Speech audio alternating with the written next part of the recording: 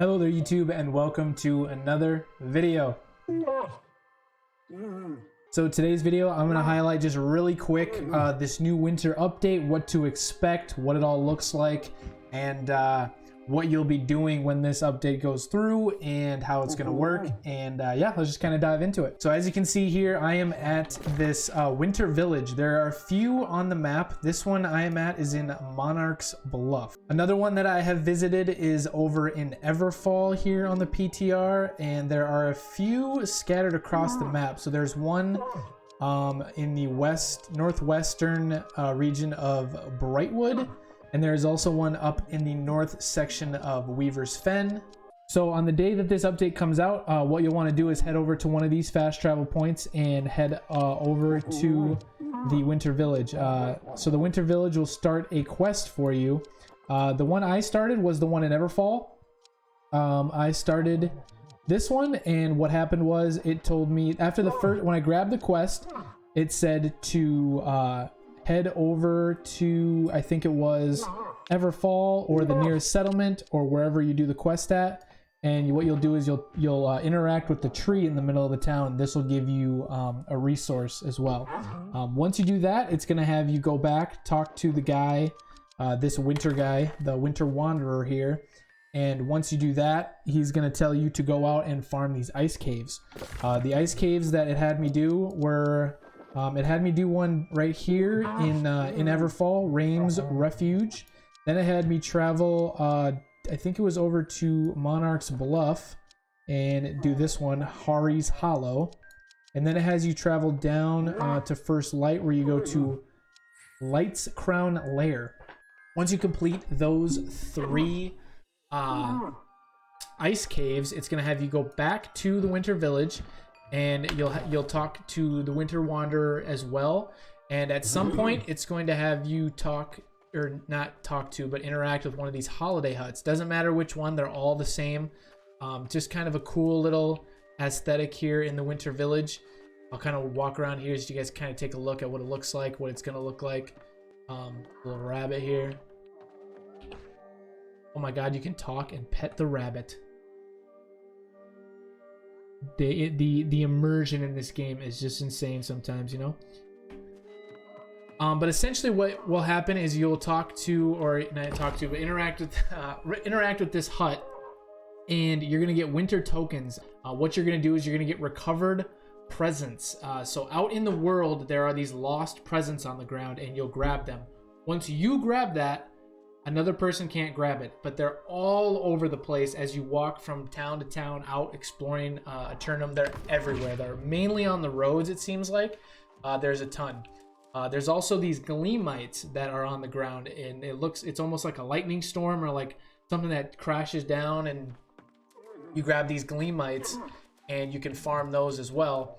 And that is going to help you with the faction shop here. So it looks just like the faction vendor. You're going to increase your reputation within the celebrant here, and your celebrant, it looks like, reputation will go up, and as that increases, you're going to be able to buy more high tier weapons and armor, along with some furniture, which is kind of cool. So a lot of you guys that are really into the furnishing aspect of the game, you can get some pretty cool furniture. As you level this up, you're going to get higher tier weapons and things like that. You're going to be able to get it's like faction armor, faction weapons, but essentially we'll take a look at some of the weapons here. They're all pretty much the same. 25 stat increase on the weapons themselves, so 25 focus for the life staff, 25 intelligence for the fire staff. It looks like they all come with luck on them, which is a very interesting concept of having luck on the weapon. I know there's a few weapons in the game that have luck on them. The armor is about the same. The armor looks like it's going to be pretty good armor for things like invasions. You get corruption resistance and corruption damage. Damage absorption against corrupted. So a lot of corruption resistance. So maybe this will help you stay alive fighting the pesky Spriggan all the dang time in invasion. So looks like it's actually some pretty decent armor. Now the interesting thing here is, are you going to be able to upgrade this armor? And what is going to happen with that?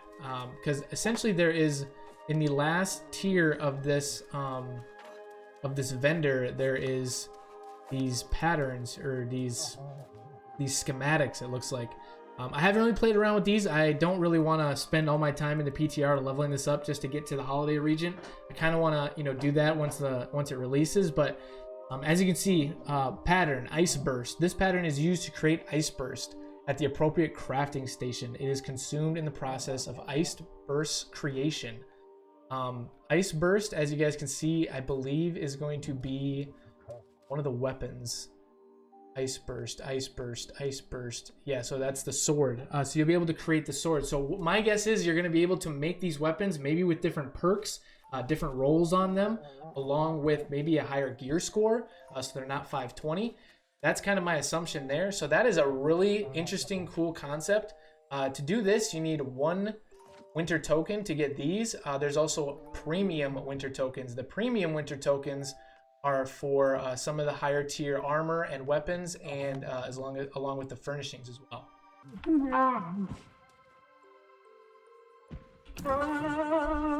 Now, to increase your reputation with this vendor, there's a multitude of things to do.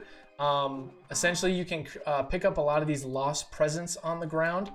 He doesn't have any more quests for you. It just says reach rank 3 of reputation with the Winter Wanderer. So to increase your reputation with that, what I was doing was I was actually interacting with the town board to see if you could increase your standing with the faction rep, this faction rep as well.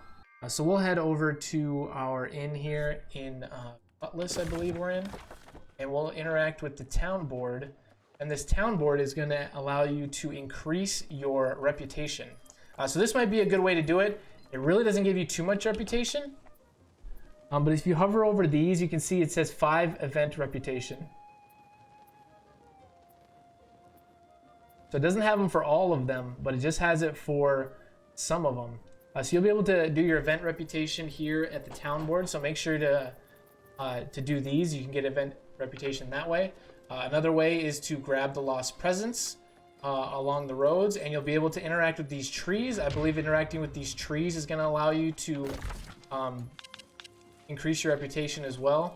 I don't think I grabbed the one in Windsward, so we'll go to Windsward really quick and see if I can interact with the tree there. As you can see, it's kind of glowing already. I can tell I'm going to be able to interact with it. So magnificent gift pile.